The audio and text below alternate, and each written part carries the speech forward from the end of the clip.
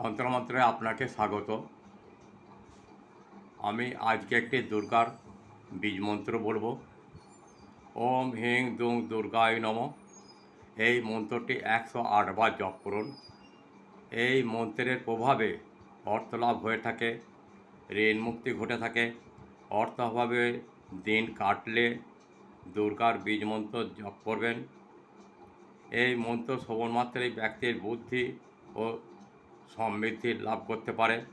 মনস্কামনা পূরণের জন্য এই কদিন প্রার্থনা করুন। কমপক্ষে এক মালা অর্থাৎ 108 বার এই মন্ত্র জপ করা উচিত। 108 বারের চেয়ে বেশি হলেও কোনো ক্ষতি নেই।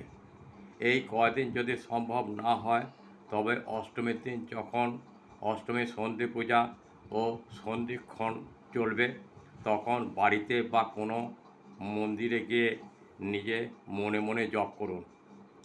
শুদ্ধ চিত্রে জপ করবেন, শুদ্ধ বস্ত্র পরিধান করবেন, ফল অতি অবশ্যই লাভ করবেন। জয় মা দুর্গা, আমার দুর্গতি নাশ করো বলে ভক্তি ভরে প্রণাম করে ও মনের কথা বলে আসন ছেড়ে উঠে পড়ুন।